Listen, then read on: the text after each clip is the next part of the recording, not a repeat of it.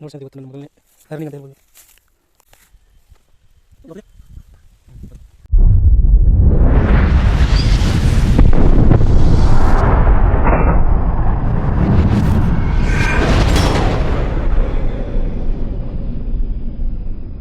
Hi hello welcome to my channel.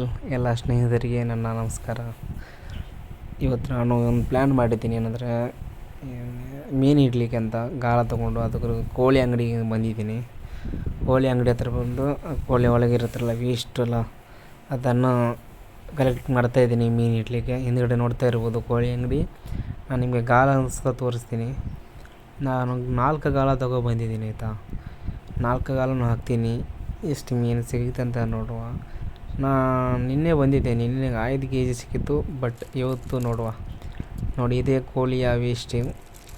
ಇದನ್ನು ಒಂದೊಂದಾಗಿ ನಾನು ಗಾಳಿಗೆ ಹಾಕ್ತೀನಿ. ಬಟ್ ಏನು ತೊಂದರೆ ಏನಂದರೆ ವೀಡಿಯೋ ಹಿಡಲಿಕ್ಕೆ ಜನ ಇಲ್ಲ, ಹಾಗಾಗಿ ನಾವು ಒಬ್ಬನೇ ಹಿಡಬೇಕಾಗಿದೆ. ಹಾಗಾಗಿ ವೀಡಿಯೋ ಸ್ವಲ್ಪ ಆ ಕಡೆ ಈ ಕಡೆ ಹೋಗುತ್ತೆ, ಬೇಜಾರು ಮಾಡ್ಕೋಬೇಡಿ ಆಯಿತಾ. ಬನ್ನಿ ನಾನು ತೋರಿಸ್ತೀನಿ ಯಾವ ಥರ ಮೀನು ಸಿಗುತ್ತಂತ.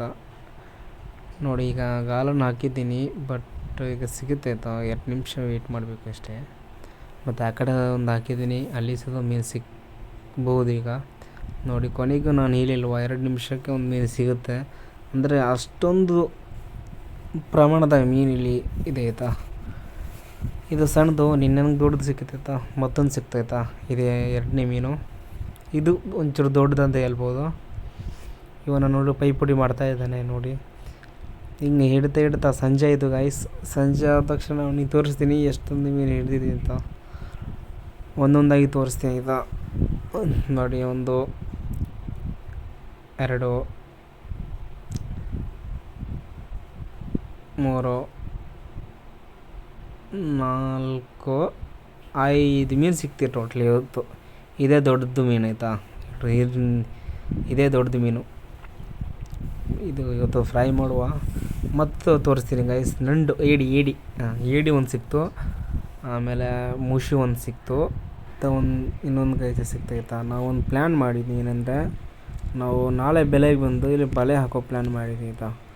ಇಲ್ಲಿ ನೋಡ್ತಾ ಇರ್ಬೋದು, ಇವತ್ತು ಬೆಳಗ್ಗೆ ಬಂದು ಎಲ್ಲ ಒಂದು ಬಲೆ ಹಾಕ್ತಾಯಿದ್ದೀವಿ.